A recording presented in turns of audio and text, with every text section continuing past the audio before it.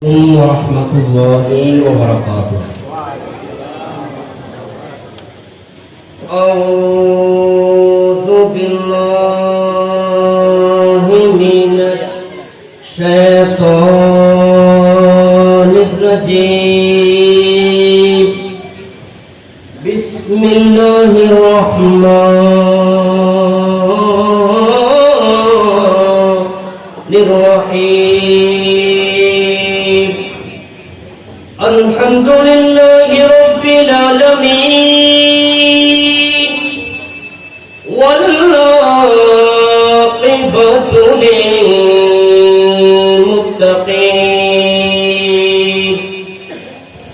والصلاة والسلام على سيد الأنبياء والمرسلين وعلى آله وأصحابه آمرا ومخبرا. إن الله وملائكته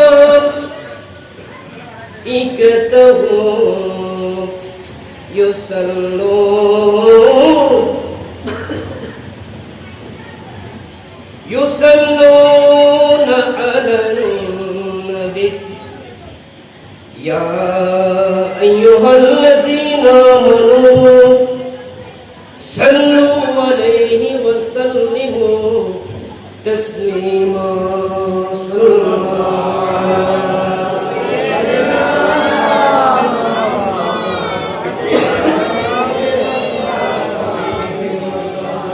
صلى الله على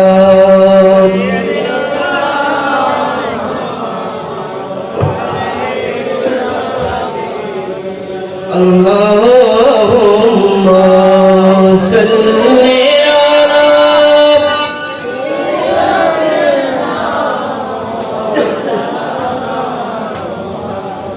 وعلى آل سيدنا.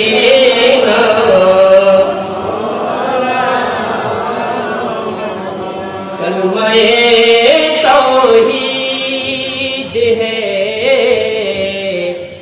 तेरी शहादत ऐ हुसैन. कलमा-ए तौहीद है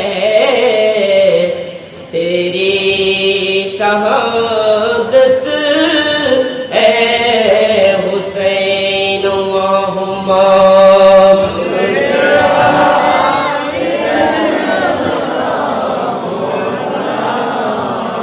वाला ले सैयदना.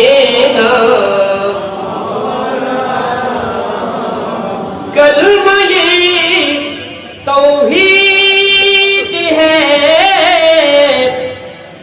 तेरी शहादत है हुसैन. तो न होता तू न रह जा तेरी सदाकत है हुसैन. अल्लाहुम्मा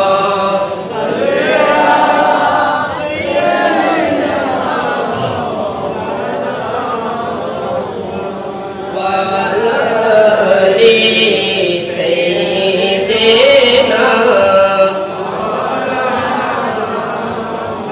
मिल्लते इस्लाम को मिल जाएंगे एक दर से हयात. मिल्लते इस्लाम को मिल जाए एक दर से हयात. अरे कैसे भूले हम तेरे यौने शहादत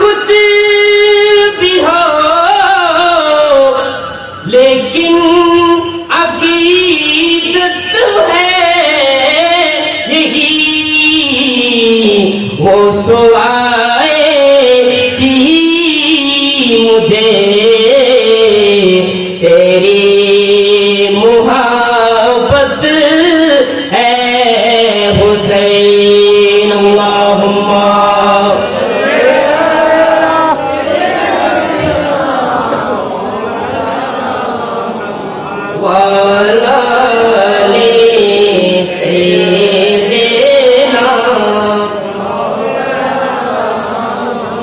तालिबाने मंजिले अमनो हुकूक के वास्ते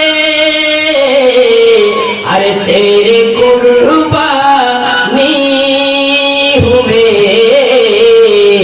शम्मे हिदायत है हुसैन अरे तेरे कुर्बानी हुए शम्मे हिदायत है हुसैन अल्लाहुम्मा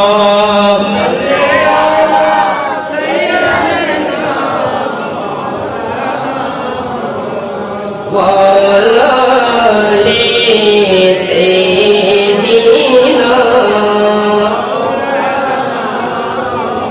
अऊज़ु बिल्लाहि मिनश शैतानिर रजीम बिस्मिल्लाहिर रहमानिर रहीम वला तक़ूलू लिमन युक़तलु फी सबीलिल्लाहि अमवात बल अहयाउ वलाकिन ला तशऊरून सदक़ल्लाहुल मौलाना अज़ीम व सदक़ रसूलुन नबियुल करीम व नहनु अला ज़ालिका मिनश शाहिदीन वश्शाकिरीन रब्बी सल्लि व सल्लिम व बारिक अलैहि मुझे कुफा वालों मुसाफिर न समझो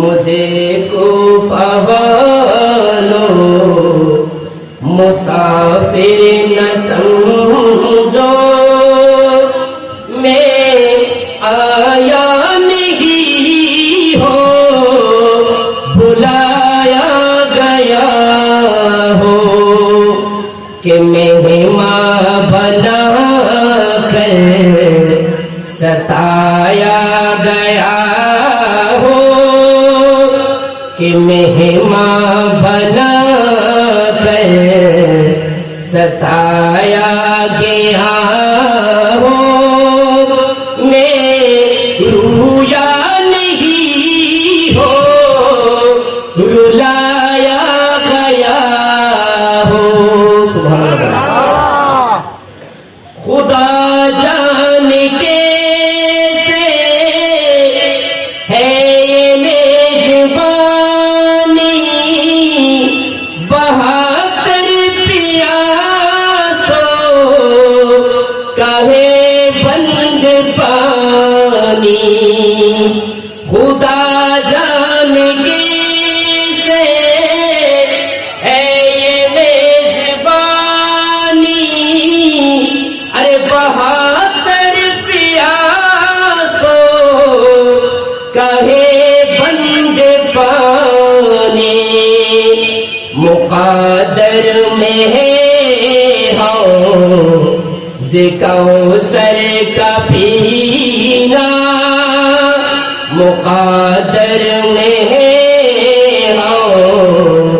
ज़िकौसर का पीना ने प्यासा नहीं हो पिलाया गया हो मैं प्यासा नहीं हो पिलाया गया हो झुकाता है जो सर बारगाहे खुदा में झुकाता है जो सर बारगाहे खुदा में अरे वही सर कलम हो गया करबला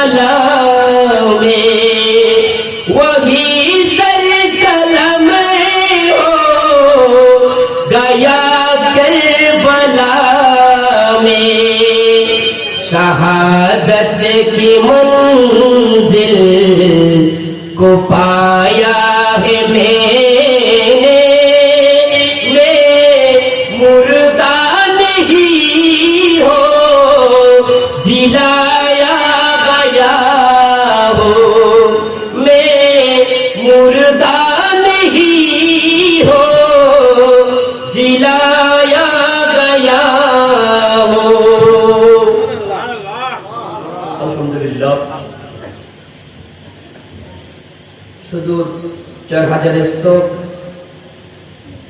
তরুণ সমাজ কল্যাণ পরিষদ এবং এলাকাবাসীর সার্বিক আয়োজনে পবিত্র আহলে বাইতে রাসূল সাল্লাল্লাহু তাআলা আলাইহি ওয়াসাল্লাম স্মরণে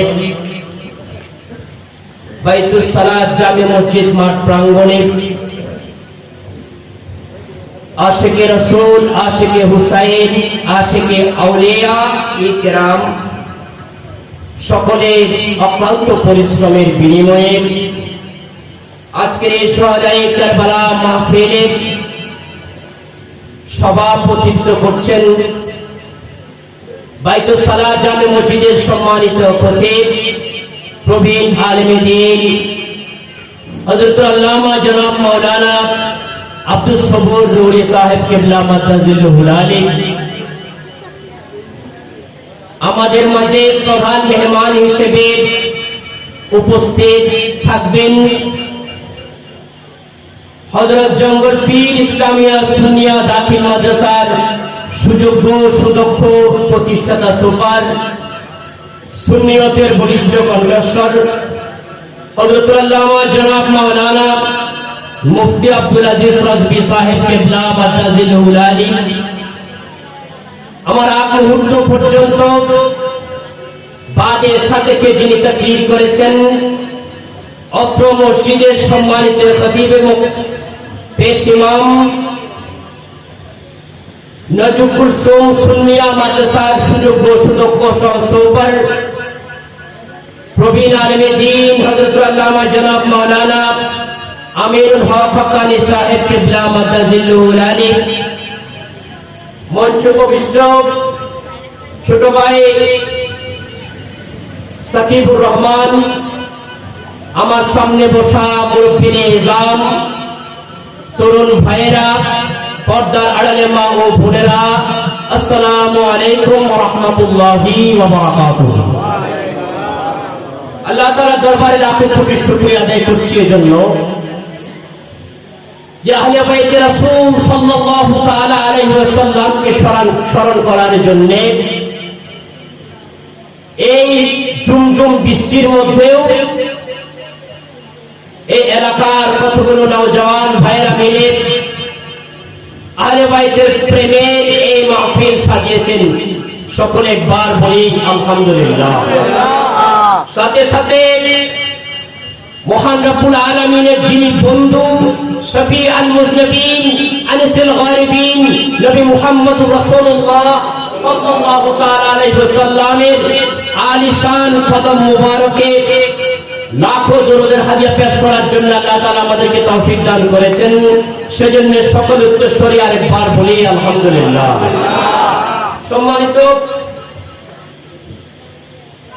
মুসল্লিন ইকরাম ভাইরা,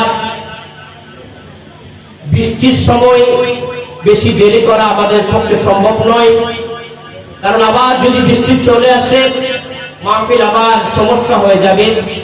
আমি আপনাদের প্রতি উদাত্ত আহ্বান করব, আমাদের আজকের মাহফিলের যিনি প্রধান অতিথি তিনিও আমাদের কাছে তাশরীফ এনেছেন, হয়তো অল্প কিছুক্ষণের মধ্যে মঞ্চে চলে আসবেন।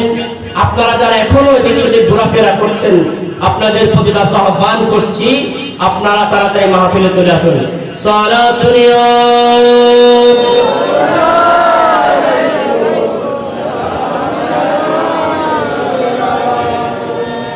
আল্লাহ তাআলা কোরআনে পাকে অসংখ্য আয়াতের মধ্যে আহলে বাইতের প্রেমের কথা বলেছেন, সুবহানাল্লাহ। আবার কোরআনে পাকের অসংখ্য আয়াতের মধ্যে হযরত হুসাইন রাদিয়াল্লাহু তাআলা সহ ইসলামের প্রতিটি যুদ্ধে যারা শহীদ হয়েছেন তাদের মর্তবা, তাদের মর্যাদা আল্লাহ তাআলা কোরআনে পাকে তুলে ধরেছেন। সুবহানাল্লাহ। সেই হিসাবে একটি আয়াত আমি আপনাদের সামনে তিলাওয়াত করেছি, আমি আবার তিলাওয়াত করছি। বিসমিল্লাহির রাহমানির রহিম। ওয়ালা তাকুলু লিমান ইউকতালু ফি সাবিলিল্লাহি আমওয়াত বাল আহইয়াউ ওয়ালাকিন লা তাশউরুন। আল্লাহ বলেন, ও আমার উম্মতরা, ও আমার বান্দারা, আমার রাসূলের উম্মতরা শোনো, তোমাদেরকে আমি একটি মেসেজ দিচ্ছি। আল্লাহ বলেন, ওয়ালা তাকুলু, তোমরা কোনদিন বলিও না, লিমান ইউকতালু ফি সাবিলিল্লাহি আমওয়াত, যে সকল শহীদেরা আমি আল্লাহর পথে জীবন দিয়ে দেই। সুবহানাল্লাহ বলুন। যারা আমি আল্লাহর পথে নিজের জীবনকে বিলিয়ে দেই, নিজের জীবন দিয়ে দেই, তোমরা তাদেরকে মৃত বলিও না। তা তোমরা তাদেরকে মৃত বলিও না, বাল আহইয়াউ, বরং তারা সকলেই জীবিত। আমি আল্লাহ তোমাদেরকে বলছি, তোমরা তাদেরকে বলিও না, মৃত বলিও না, বরং তারা সকলেই তোমাদের মতোই জীবিত। ওয়ালাকিন লা তাশউরুন, ও আমার বান্দারা, তারা তোমাদের মতো জীবিত, কিন্তু তোমরা তা অনুধাবন করতে পারো না। কি মানে? হযরত হুসাইন রাদিয়াল্লাহু তাআলা কারবালার জমিনে শহীদ হয়েছেন, মরানা জিন্দা। কথা বলেন, মরানা জিন্দা। হযরত হুসাইন রাদিয়াল্লাহু তাআলা 61 হিজরিতে কারবালার জমিনে শহীদ হয়েছেন। আমরা জানি হযরত হুসাইন শহীদ হয়ে গিয়েছেন, আল্লাহ কুরআন বলে হুসাইন জিন্দা। সুবহানাল্লাহ। আল্লাহ বলে হুসাইন জিন্দা। সুবহানাল্লাহ বলুন। বিশেষ করে এই আয়াতে কারীমা, আমি বিশেষ করে এই মাসটি হচ্ছে কারবালার মাস, এই মাহফিল হচ্ছে কারবালার মাহফিল, শুহাদায়ে কারবালার মাহফিল। সে কারণে এই আয়াত দিয়ে শুরু করেছি। তবে আমাকে একটি বিষয় নির্ধারণ করে দেওয়া হয়েছে। বিষয়টি হচ্ছে হযরত আলী রাদিয়াল্লাহু তাআলা আনহু জীবনী। সুবহানাল্লাহ বলুন।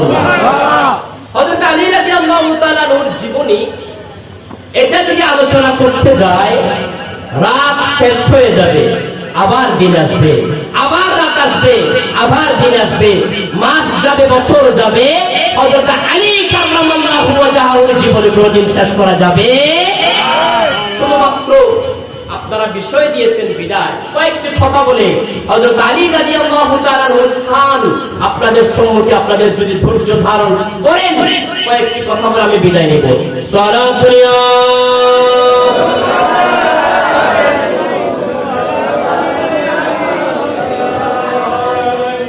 হযরত আলী রাদিয়াল্লাহু তাআলা তিনি এমন একজন সাহাবী ছিলেন, যিনি সাহাবীও ছিলেন, আহলে বাইতও ছিলেন। সুবহানাল্লাহ।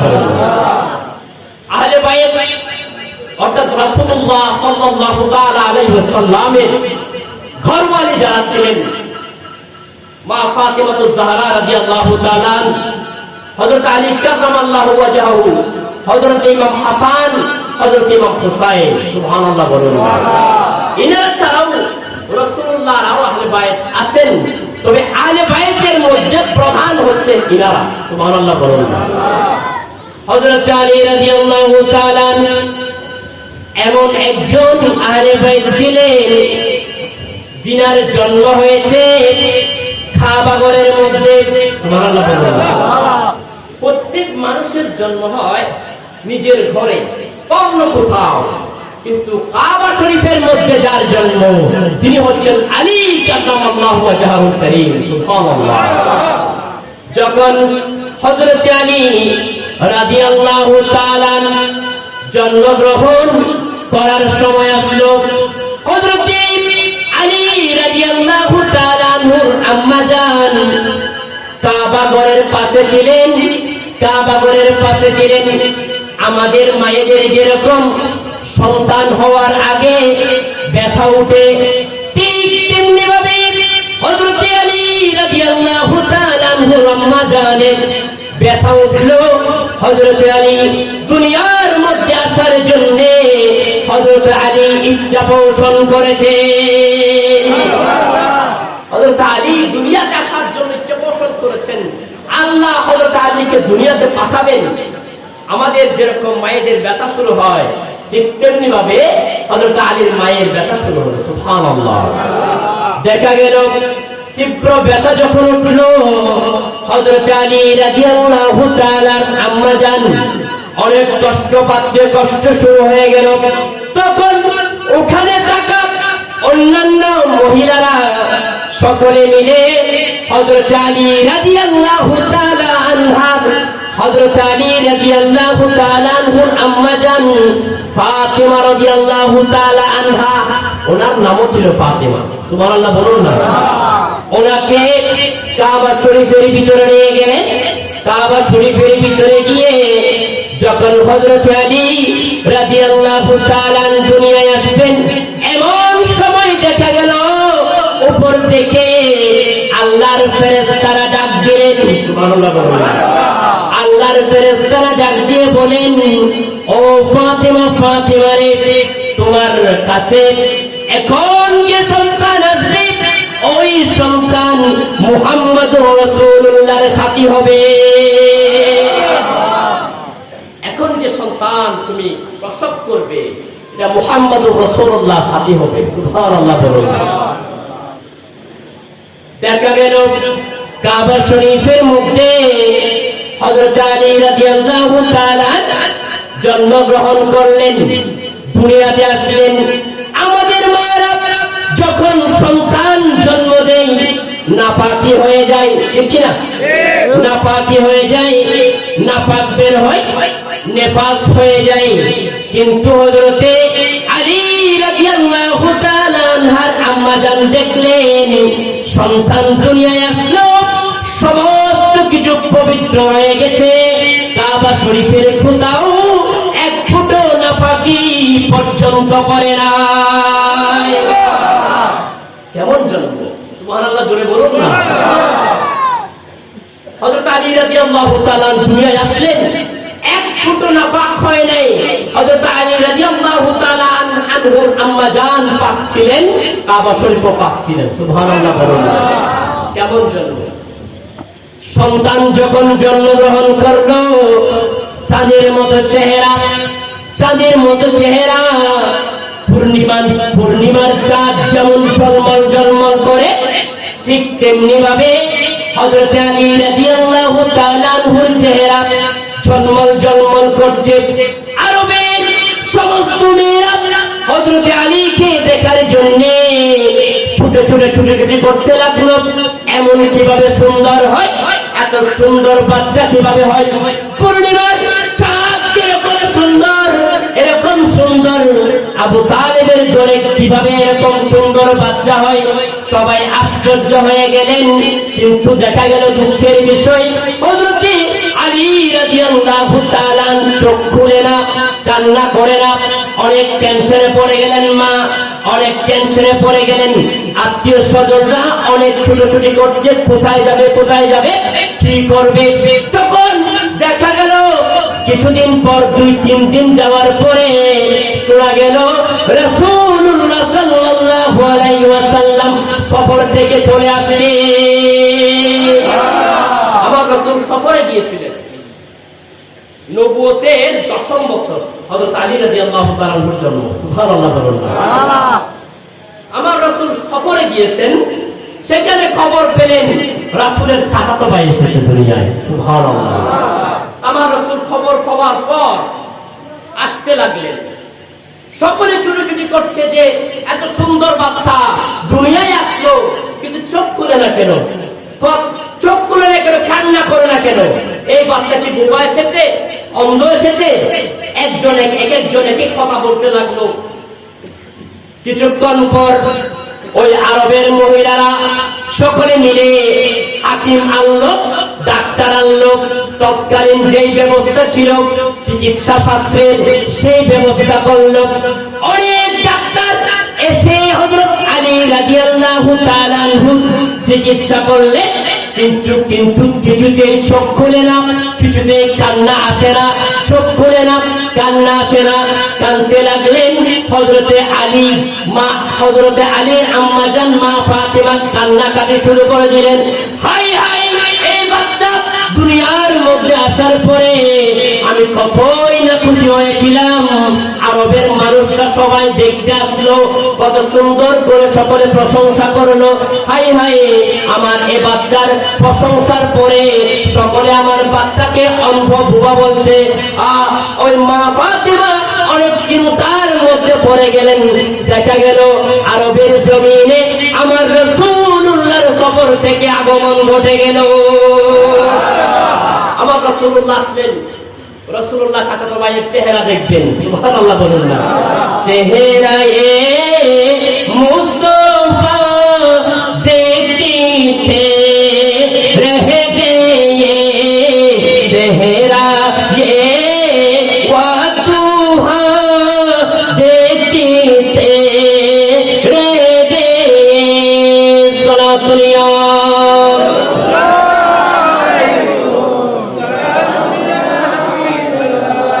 सल्ले अला रसूलना, सल्ले अला हबीबना, सल्ले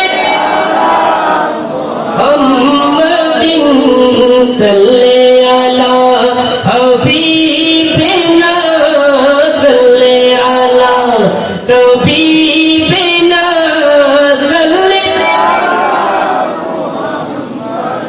আমার রাসূল আসলেন। সফর থেকে রাসূলুল্লাহ যখন মক্কা শরীফে আসলেন, সকলে ডেকে ডেকে বলে, ও মুহাম্মদ সাল্লাল্লাহু আলাইহি ওয়াসাল্লাম, একটা খবর আছে, তুমি তো নিশ্চয় পেয়েছো মনে হয়। আমার রাসূল বলে, কি খবর কি খবর?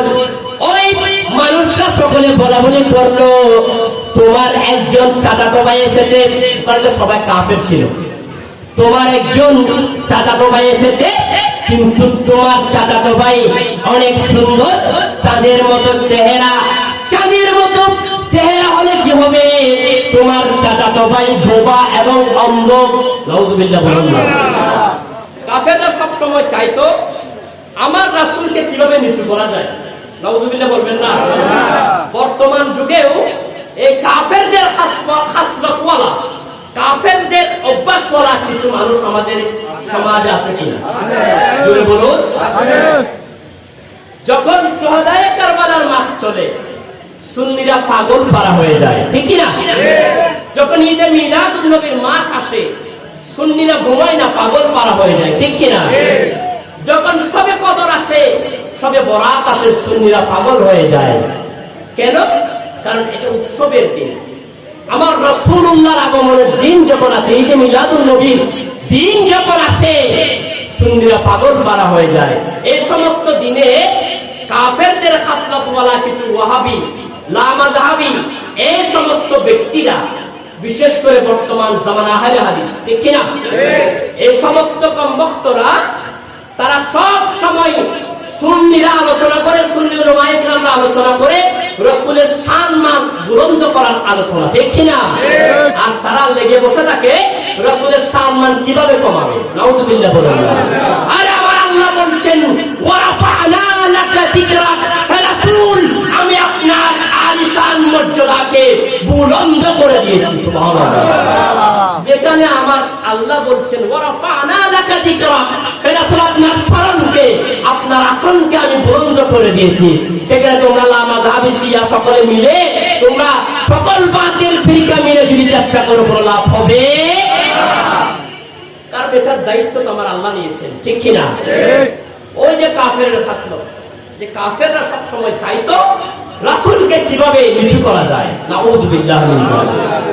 ঠিক তেমনি ভাবে হযরত রাসূল করিম যখন মক্কার জমিনে আসলো, কাফেররা সকলে রাসূলকে ধোঁকা দিয়ে বলল, এ মুহাম্মদ, তোমার ঘরে একজন চাচাতো ভাই এসেছে। ওই চাচাতো ভাই বোবা এবং অন্ধ। আমার রাসূল সাথে সাথে কাফেরদের কথায় কান না দিয়ে সাথে সাথে হযরতে আলী রাদিয়াল্লাহু তাআলা আনহুর ঘরে চলে গেলেন। হযরত আলী রাদিয়াল্লাহু তাআলা আনহুর ঘরে গিয়ে বলেন যে আমার চাচাতো ভাই কোথায়, আমি তার চেহারা দেখতে চাই। সুবহানাল্লাহ। সকলে বলেন, ও মুহাম্মদুর রাসূলুল্লাহ, আপনি কোথায় গিয়েছিলেন? আমরা তো অনেক চিন্তার মধ্যে পড়ে গেছি। এই ছেলে দুনিয়ার মধ্যে এসেছে আজকে 4-5 দিন হয়ে যাচ্ছে, কিন্তু কোনো কান্নাকাটি করছে না, কোনো শব্দ করছে না। এই ছেলে চোখ খুলছে না। এটা অনেকে অন্ধ বলছে, অনেকে বোবা বলছে। আমরা অনেক ডাক্তার, অনেক হাকিম আনলাম, কিন্তু কোনো কাজ হচ্ছে না। আমার রাসূল বলে, আমি সবার ডাক্তারের ডাক্তার, আমার চাচাতো ভাইয়ের জন্য চলে এসেছি। ডাক্তারের ডাক্তার না আমার রাসূল, ঠিক কিনা? এক নোয়াখালী শায়ের লিখেছেন, বিজ্ঞানীদের বিজ্ঞানী আঙ্গন বিজি, বিজ্ঞানীদের বিজ্ঞানী আঙ্গন বিজি। বিজ্ঞানীদের বিজ্ঞানী ছিলেন আমার রাসূল। সুবহানাল্লাহ বলেন। আমার রাসূলুল্লাহ বলে, কোন ডাক্তার নয়, কোন হাকিম নয়, কোন ডাক্তার, কোন হাকিম আমার চাচাতো ভাইয়ের জন্য লাগবে না। আমি রাসূল বড় ডাক্তার, আমার চাচাতো ভাইয়ের। কোথায় আমার ভাই, কোথায় আমার ভাই? আমার কোলে নিয়ে আসো, আমার কোলে নিয়ে আসো। এটা বলার সাথে সাথে ফাতিমা অর্থাৎ হযরত আলী রাদিয়াল্লাহু তাআলা আনহুর আম্মা জান হযরতে আলীকে নিয়ে আসলেন। কেঁদে কেঁদে বলে, ও মুহাম্মদুর রাসূলুল্লাহ, আপনার চাচাতো ভাই দুনিয়ায় আসার পর থেকে অনেক চিন্তায় আমি রয়েছি। আপনার চাচাতো ভাইকে একটু চিকিৎসা করবেন, করুন। আমার রাসূল বলে, আপনাদের কোনো সমস্যা নাই, আমার নূরানি খুলে আমার চাচাতো ভাইকে দিয়ে দিন। আমার নূরানি খুলে আমার ভাইকে দিয়ে দিন, আর কোনো চিন্তা নাই। রাসূল করিম সাল্লাল্লাহু তাআলা আলাইহি ওয়াসাল্লাম হযরত আলী রাদিয়াল্লাহু তাআলা আনহুকে কোলে নিলেন। সুবহানাল্লাহ বলবেন না? কোলে নেওয়ার পরে হযরত আলী রাদিয়াল্লাহু তাআলা আনহুর চেহারার দিকে তাকালেন। দেখা গেল পূর্ণিমার চাঁদ যেমন করে ঝলমল ঝলমল করে, ঠিক তেমনি ভাবে হযরত আলীর চেহারা ঝলমল ঝলমল করছে। আমার রাসূল হযরত আলীর দিকে তাকিয়ে আছে। তাকিয়ে আমার রাসূলের নূরানি হাত মুবারক আমার রাসূল বের করলেন। হযরত আলী রাদিয়াল্লাহু তাআলা আনহুর চোখ মুবারকের মধ্যে বুলিয়ে দিলেন। সাথে সাথে হযরত আলী রাদিয়াল্লাহু তাআলা আনহু চোখ খুলে দিলেন। সাথে সাথে চোখ খুলে দিলেন। চোখ খোলার পরে তাকিয়ে থাকলো চেহারায় মুস্তাফার দিকে, হাত ধরে তাকিয়ে আছে। নূরানি, এই নূরানি দু চোখ ওই নূরানি দু চোখের সাথে মিলিত হলো। সুবহানাল্লাহ বলুন না? দুই নূর একসাথে মিলিত হলো। এই নূরানি চোখ হযরতে রাসূল করিম ছিলেন নূর, হযরতে আলী রাদিয়াল্লাহু তাআলা আনহু ছিলেন সেই নূরের নূর। সুবহানাল্লাহ বলবেন না? এই নূরানি দু চোখ ওই নূরানি দু চোখের সাথে মিলে গেল। এক ভাই আরেক ভাইয়ের দিকে তাকালো। দেখা গেল একটু করে হযরতে আলী রাদিয়াল্লাহু তাআলা কেঁদে দিলেন। কান কেটে দেওয়ার পরে চোখ খোলার পরে সকলে হা করে তাকিয়ে আছে। ফিরে কি মামলা, এই কেমন মামলা? এতদিন যাবত এত ডাক্তার হাকিম আমরা এনেছি, কোনো ফায়দা হয় নাই, চোখ খুলে নাই, কান্না আসে নাই। মুহাম্মাদুর রাসূলুল্লাহ খুলে নেওয়ার পর থেকে এই বাচ্চার চোখগুলো এমন ভাবে করে খুলে দিল, যেন সমস্ত দুনিয়া এই বাচ্চার চোখের মধ্যে দেখা যায়। চোখ খুলে রাখলেন, আমার রাসূলের চেহারার দিকে তাকিয়ে থাকলেন। রাসূলুল্লাহ আলীর দিকে তাকিয়েছে, আলী রাসূলুল্লাহর দিকে তাকিয়েছে। কান্নাকাটি করে না যাদের যারা বলে তাদেরকে হযরত আলী কান্না শুনিয়ে দিলেন। সুবহানাল্লাহ বলুন না। কান্নার পরে দেখা গেল আমার রাসূলের দিকে তাকিয়ে হযরত আলী রাদিয়াল্লাহু তাআলা মুস্কি হাসি দিয়ে আমার রাসূলকে বরণ করে নিলেন। কেমন জন্ম ছিল, কাবা শরীফে যার জন্ম, এবং যিনি প্রথম দুনিয়ার মধ্যে জিনাকে দেখেছেন তিনি হচ্ছেন নূরে মুজাসসাম সাল্লাল্লাহু আলাইহি ওয়াসাল্লাম। ঐতিহাসিকগণ তাফসীরকারকগণ বলে যে হযরত আলী রাদিয়াল্লাহু তাআলা চোখ না খোলার কারণ কি? কারণ 4-5 দিন যাবত যে আমার রাসূলুল্লাহ সফরে গিয়েছেন, সফর থেকে আসার জন্য হযরত আলী ছোটবেলায় পর্যন্ত আমার রাসূলের জন্য অপেক্ষা করেছিলেন। সুবহানাল্লাহ। কারণ হযরত আলী রাদিয়াল্লাহু তাআলা উনি তো দুনিয়ার কাউকে দেখবে না, যিনি দুনিয়াতে আসার পরে প্রথম দেখার আশা করেছিল আমার রাসূলকে। সুবহানাল্লাহ। আলমে আরওয়াতে রূহ জগতে আমার রাসূলকে দেখার জন্য হযরত আলী আল্লাহর কাছে ফরিয়াদ করেছিলেন। সুবহানাল্লাহ। এখন আমার রাসূল আসার জন্য অপেক্ষা করতে হবে না? সুবহানাল্লাহ বলুন না। হযরত আলী রাদিয়াল্লাহু তাআলা অপেক্ষায় ছিলেন যেন আমার রাসূল সফর থেকে আসেন। সালাতুল ইয়া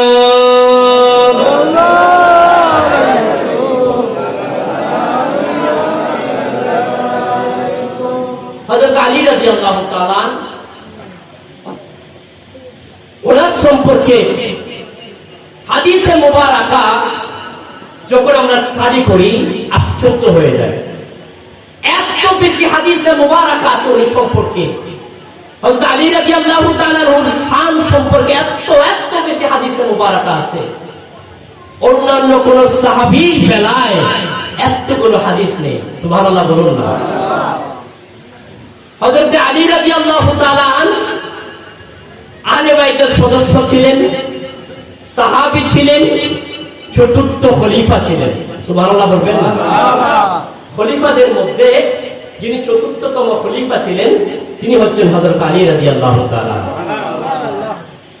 কিন্তু হযরত আলী রাদিয়াল্লাহু তাআলার ব্যাপারে রাসূলুল্লাহর হাদিসগুলো অধ্যয়ন করলে আশ্চর্য হয়ে যায়। এজন্য যে এখানে এরকম কিছু কথা আছে, আমার রাসূল হযরত আলী রাদিয়াল্লাহু তাআলা সম্পর্কে এরকম কিছু কথা বলেছেন এভাবে যে রাসূলুল্লাহ যেখানে আলীও সেখানে। সুবহানাল্লাহ বলুন। আমার রাসূল কোনদিন আলীকে পাশে রাখা ছাড়া, কাছে রাখা ছাড়া কোনো কাজ করেন নাই। সুবহানাল্লাহ বলবেন না। আমার রাসূল হাদিসে মুবারাকে ঘোষণা দিচ্ছেন, আনা মদিনাতুল ইলম। আপনারা সকলে বলুন, আনা মদিনাতুল ইলম ওয়া আলিয়ুম বাবুহা।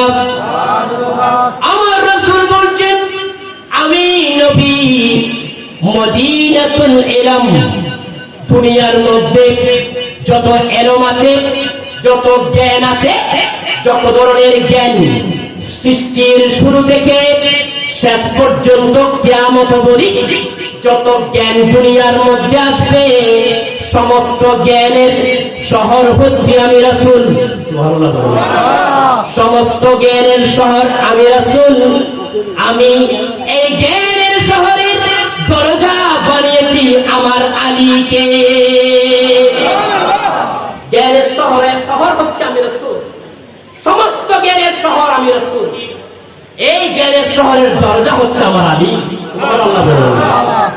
শুধু তাই নয়, অপর হাদিসে আমার রাসূল বলেন, সবাই একসাথে বলি, ক্বালা রাসূলুল্লাহ সাল্লাল্লাহু আলাইহি ওয়াসাল্লাম وسلم أنا دار الحكمة وعلي بابها سبحان الله বলুন না আমার রাসূল অপর হাদিসের মধ্যে বলছেন আনা দারুল হিকমা আমি রাসূল যত হিকমত আছে যত বিজ্ঞান আছে বিজ্ঞানের যত নব নব আবিষ্কার আছে বিজ্ঞানের যত জ্ঞান আছে সমস্ত জ্ঞানের ঘর হচ্ছে আমি রাসূল আর এই জ্ঞানের ঘরের দরজা হচ্ছে আমার হযরত আলী এই জ্ঞানের ঘর হচ্ছে আমি রাসূল যত ধরনের জ্ঞান আছে দুনিয়া সৃষ্টি থেকে শেষ পর্যন্ত কিয়ামত অবধি যত ধরনের জ্ঞান আবিষ্কৃত হবে যত ধরনের বিজ্ঞান আবিষ্কৃত হবে বিজ্ঞানের যত নব নব আবিষ্কার হবে সব কিছুর জ্ঞানের ঘর হচ্ছে আমি রাসূল আর এই ঘরের দরজা হচ্ছে আলী সুবহানাল্লাহ হযরত আলী রাদিয়াল্লাহু তাআলা সম্পর্কে দুটো হাদিস শুধুমাত্র আপনাদের সম্মুখে আমি তিলাওয়াত করেছি এই দুটো হাদিস যদি অ্যানালাইসিস করা হয় দেখা যায় হযরত আলী রাদিয়াল্লাহু তাআলা কত বড় আসন আমার রাসূলুল্লাহ দিয়েছেন সুবহানাল্লাহ বলুন শুধু তাই নয় হযরত আলী রাদিয়াল্লাহু তাআলার জন্ম আপনাদেরকে কিছুক্ষণ আগে বলেছি বেমিসাল ছিল সুবহানাল্লাহ কারোর সাথে মিলে নাই তিনার জীবন ছিল বেমিসাল তিনার ইন্তেকালও ছিল বেমিসাল সুবহানাল্লাহ বলুন হযরত আলী রাদিয়াল্লাহু তাআলা রাসূলুল্লাহর সাথে সব সময় প্রতিটি যুদ্ধে রাসূলুল্লাহর সাথে অংশগ্রহণ করেছিলেন সুবহানাল্লাহ বলবেন না ঠিক তেমনি ভাবে খাইবরের যুদ্ধ কিসের যুদ্ধ কথা বলেন খাইবরের যুদ্ধে রাসূল করিম সাল্লাল্লাহু তাআলা আলাইহি ওয়াসাল্লাম যুদ্ধ শুরু করলেন সমস্ত সাহাবায়ে কেরাম যুদ্ধের মধ্যে গেলেন যুদ্ধ শুরু হলো কিন্তু মুসলমানদের বিজয় হচ্ছে না মুসলমানদের বিজয় আসছে না মুসলমানরা এতে উঠতে পারছে না দেখা গেল একদিন সকালে আমার রাসূল ডাক দিয়ে বললেন ও আমার সাহাবায়ে কেরাম একদিন রাতে আমার রাসূল ডাক দিয়ে বললেন ও আমার সাহাবারা শুনো আমি কাল সকালের নামাজের পরে ফজরের নামাজের পরে আমি যার হাতে পতাকা তুলে দেব তার হাতেই খায়বার বিজয় হয়ে যাবে রাতে ঘোষণা দিলেন আমার রাসূল যে আগামীকাল ফজরের নামাজের পর আমি যার হাতে পতাকা তুলে দেব তার হাতেই খায়বার বিজয় হবে সুবহানাল্লাহ বলুন অনেক চেষ্টা করে মুসলমানরা বিজয় করতে পারছিলেন না দেখা গেল সাহাবায়ে কেরামরা ছুটোছুটি করছে সাহাবায়ে কেরামরা সকলে চিন্তা করলো আমাকেই মনে হয় কালকে পতাকা তুলে দিবেন হযরত আবু বকর সিদ্দিক ওমর ইবনে খাত্তাব উসমান জিন্নুরাইন সকল সাহাবায়ে কেরাম নিজে নিজে চিন্তা করলো হয়তোবা আগামীকাল ফজরের নামাজের পরে রাসূলুল্লাহ যার হাতে পতাকা তুলে দিবেন খায়বার যুদ্ধের পতাকা তুলে দিবেন মনে হয় সেই ব্যক্তি আমি হযরত আবু বকর মনে করলেন তিনি হযরত ওমর মনে করলেন তিনি হযরত উসমান মনে করলেন তিনি এভাবে সমস্ত সাহাবীরা নামাজের পরে উকি দিতে লাগলেন যেন রাসূলুল্লাহর চোখে তাদের চোখ পড়ে সুবহানাল্লাহ বলুন না ওদিকে আমার রাসূল উকি দিতে লাগলো সমস্ত সাহাবায়ে কেরামকে দেখে কিন্তু একজন সাহাবী নাই সমস্ত সাহাবীদেরকে রাসূলুল্লাহ দেখলেন নামাজের পরে কিন্তু রাসূলুল্লাহ যাকে খুঁজছেন তিনি নাই সুবহানাল্লাহ বলুন না রাসূলুল্লাহ অনেক উকি মেরে বললেন ও সাহাবায়ে কেরাম আমার আলী কোথায় সবাইকে তো দেখা যায় আলীকে কেন দেখা যায় না সাহাবায়ে কেরামরা বললেন হুজুর আলীর চোখে গরম পড়েছে চোখ উঠেছে আমাদের যখন বেশি গরম হয়, গরম যখন পড়ে গরমকালে আমাদের চোখ উঠে না, চোখ উঠে সবাই যাদের চোখ উঠে তারা চশমা পড়তে হয়, ঠিক না? ঠিক তেমনি ভাবে হযরত আলী রাদিয়াল্লাহু তাআলা আনহুর চোখ উঠেছিল, চোখে গরম পড়েছিল, গরম রোগ হয়েছিল। সাহাবায়ে কেরামরা বলে, ইয়া রাসূলুল্লাহ, ইয়া হাবিবাল্লাহ, আলীর চোখে গরম পড়েছে, আলীর চোখে বিমার হয়েছে, আলী মসজিদে আসতে পারে নাই। আমার রাসূল বলে, আমি আলীর চোখে গরম পড়লেও আজকে তো আমি মানব না, তোমরা দুজন গিয়ে এখনই হযরত আলীকে আমার সামনে নিয়ে আসো। আমি তো আজকে মানব না, আলীর গরম পড়লেও তোমরা দুজন গিয়ে আলীকে আমি ডাকছি আমার কাছে নিয়ে আসো। সুবহানাল্লাহ বলুন। ওই দুইজন সাহাবী হযরত আলীর কাছে গিয়ে ঘটনা বর্ণনা করলো। হযরত আলী যখন শুনল রাসূলুল্লাহ ডাকছেন, জান দিয়ে দিবে না? বলুন না, আমরা তো অসুস্থ থাকলে কেউ ডাকলে বলি যে যাবো না, সেটা যত বড় সম্মানিত হোক, অসুস্থ থাকলে আমার শরীরের চেয়ে অন্যজনকে আমি কি বেশি ভালোবাসি? যত ইম্পর্টেন্ট কাজ হোক না কেন, গুরুত্বপূর্ণ কাজ হোক না কেন, শরীর সুস্থ থাকলে যাব, অসুস্থ থাকলে যাব না। কিন্তু হযরত আলী যখন রাসূলুল্লাহর কথা শুনলেন, রাসূলুল্লাহর ডাকার কথা শুনলেন, সাথে সাথে চলে আসলেন। সাহাবায়ে কেরাম দুজনকে নিয়ে সাথে সাথে চলে আসলেন, এসে বলে, আসসালাতু ওয়াসসালামু আলাইকা ইয়া রাসূলুল্লাহ, আসসালাতু ওয়াসসালামু আলাইকা ইয়া হাবিবাল্লাহ। ও রাসূল, আপনি আমাকে ডেকেছেন, আমি আমি আমি আফসোস করছি ইয়া রাসূলুল্লাহ, আমার বেয়াদবি মাফ করবেন, আমার চোখে গরম পড়ার কারণে আমি আজকে মসজিদে আসতে পারি নাই, আমার চোখে অনেক বেশি গরম পড়েছে, চোখ এত বেশি ব্যথা করছে যে এখন ছিঁড়ে মাটিতে পড়ে যাবে। ইয়া রাসূলুল্লাহ, আমি অনেক কষ্ট পাচ্ছি, এই কষ্টের কারণে আমি মসজিদে আসতে পারি নাই। আমার রাসূল বলে, আলী এদিকে এসো, ওষুধ আছে কিনা? কথা বলে না, ওষুধ আছে কিনা? বিজ্ঞানীদের বিজ্ঞানী আঙ্গনবীজি, বিজ্ঞানীদের সকল বিজ্ঞানীর যিনি বিজ্ঞানী তিনি হচ্ছেন আমাদের রাসূল, ঠিক কিনা? সকল ডাক্তারের যিনি ডাক্তার তিনি হচ্ছেন মুহাম্মদুর রাসূলুল্লাহ, ঠিক কিনা? ওষুধ আছে না? আমার রাসূল বলছে, আলী এদিকে এসো, দেখি তোমার কোন চোখে গরম পড়েছে।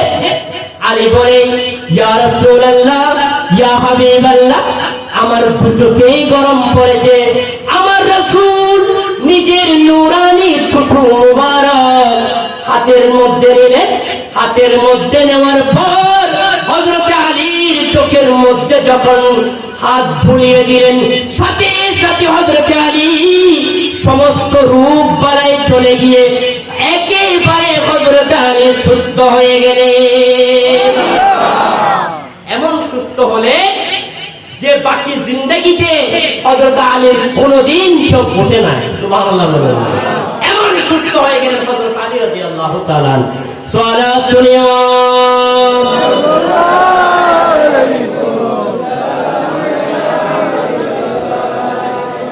হযরত আলী রাদিয়াল্লাহু তাআলা চক্ষু ভালো হয়ে গেল।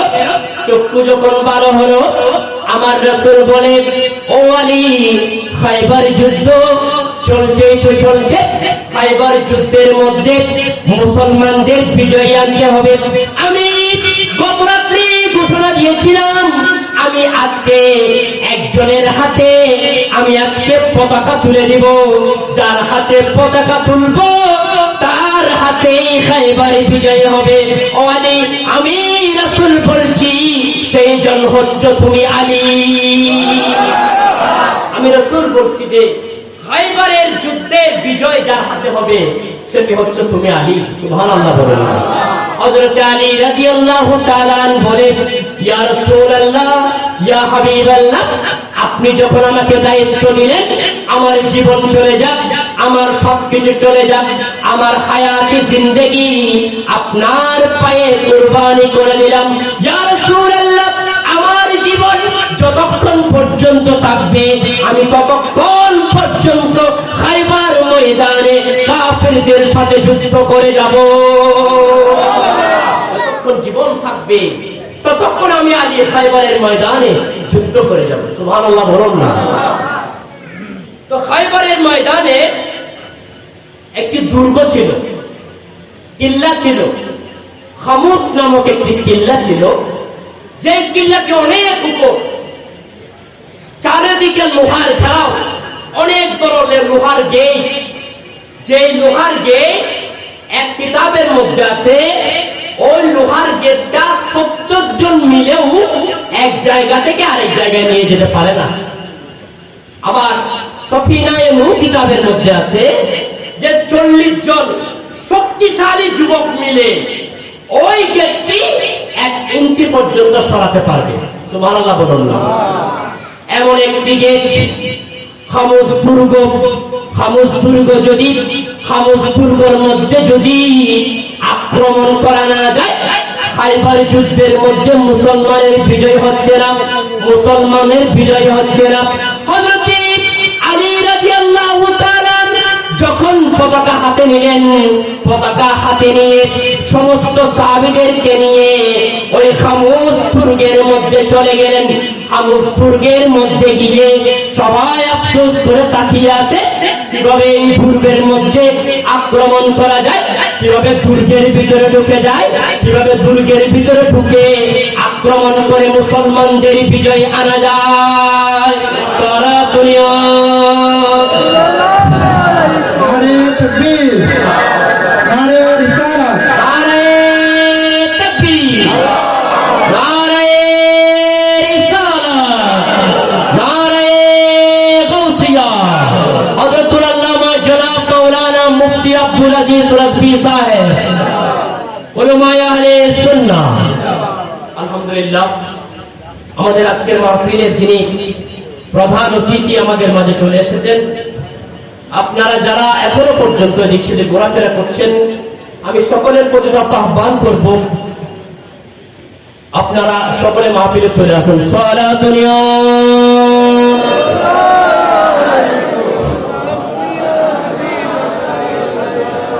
হযরত আলী রাদিয়াল্লাহু তাআলা চিন্তা করলেন, এই খামুস এই দুর্গের এই গেটটি যদি ভাঙতে না পারা যায়, এই গেটটি যদি খুলে যদি ওখানে প্রবেশ করতে না পারে, মুসলমানরা বিজয় লাভ করতে পারবে না। অনেক সাহাবায়ে কেরাম এই দুর্গের মধ্যে ঢোকার জন্য চেষ্টা করলো, কিন্তু ব্যর্থ হলো। হযরতে আলী রাদিয়াল্লাহু তাআলা ওই গেটটিকে 2 হাতে ধরে আলগিয়ে এইভাবে ধরে সমস্ত সাহাবায়ে কেরামরা আশ্চর্য হয়ে গেলেন। সবাইকে বললেন, ও সাহাবীরা, আমি আলী এই গেটটি আলগিয়ে ধরেছি, আমি আলী এই গেটটি হাতে নিয়ে রাখলাম, তোমরা সকলে খামুস দুর্গের ভিতরে ঢুকে যাও। যে গেটটি আলগানোর জন্য 70 জন তাগড়া জওয়ান প্রয়োজন হতো, অপর বর্ণনায় 40 জন তাগড়া জওয়ান প্রয়োজন হতো। এইরকম একটি লোহার গেট হযরত আলী রাদিয়াল্লাহু তাআলা এক হাতে আলগিয়ে ধরলেন। সুবহানাল্লাহ। দেখা গেল হযরত আলী রাদিয়াল্লাহু তাআলা এই গেটটি যখন ধরে রাখলেন, 600 জন সাহাবী, কত? 600 জন সাহাবী একজনের পর একজন যেতে লাগলেন, একজনের পর একজন যেতে লাগলেন, যতক্ষণ পর্যন্ত 600 জন সাহাবী ওই দুর্গের ভিতরে ঢোকার সময় লেগেছিল, ততক্ষণ পর্যন্ত হযরতে আলী ওই গেটটি এক হাতে ধরে আলগিয়ে রেখেছিলেন। তাকবীর, ইয়া রাসূলুল্লাহ, ইয়া রাসূলুল্লাহ মুস্তাকিম। জনাব মাওলানা মাইনুদ্দিন আহসানী সাহেব, বিশেষ করে এই গেটটি আলগানোর জন্য অনেক 40 জন মতান্তরে 70 জন তাগড়া জওয়ানের প্রয়োজন হতো। এই গেট দিয়ে হাতে আল গিয়েছেন হযরত আলী রাদিয়াল্লাহু তাআলা সুবহানাল্লাহ। সেদিন আমার রাসূল হযরত আলী রাদিয়াল্লাহু তাআলা হুকে আসাদুল্লাহ উপাধি দিয়েছিলেন। সুবহানাল্লাহ বলবেন না? আসাদুল্লাহ মানে আল্লাহর সিংহ। কার সিংহ? আল্লাহর সিংহ। যিনি আল্লাহর সিংহ উপাধি পেয়েছিলেন তিনি হচ্ছেন হযরত আলী রাদিয়াল্লাহু তাআলা সুবহানাল্লাহ বলবেন। বিশেষ করে আমাদের হুজুর এসে গেছেন, আমাদের সুন্নিয়তের বলিষ্ঠ কণ্ঠস্বর। সোশ্যাল মিডিয়ায় আমরা দেখতে পাই জিনার আলোচনা বর্তমান যুগের জন্য অত্যন্ত প্রয়োজন। সুবহানাল্লাহ বলুন। যিনি বর্তমান সমাজে কুসংস্কার দূর করার জন্য জিনার আলোচনা খুবই প্রযোজ্য, ঠিক কি না? আমরা এই বিশেষ করে এই মুসলিম সমাজ হিন্দুয়ানি খ্রিস্টানি কালচার আমাদের ভিতর ঢুকে আছে, এগুলো আমাদের কালচারে পরিণত হয়েছে। এই সমস্ত বদ কালচারের কথা যিনি সব সময় আমাদেরকে বলে যাচ্ছেন, সমাজ সুন্দরভাবে বিনির্মাণ করার জন্য কুসংস্কারের বিরুদ্ধে যিনি বলিষ্ঠ কণ্ঠস্বর, আজকে তিনি আমাদের সামনে, ওনাকে সামনে রেখে কথা বলা বা ওয়াজ করা দীর্ঘক্ষণ, এটা বেয়াদবি থেকে খারিজ নয়।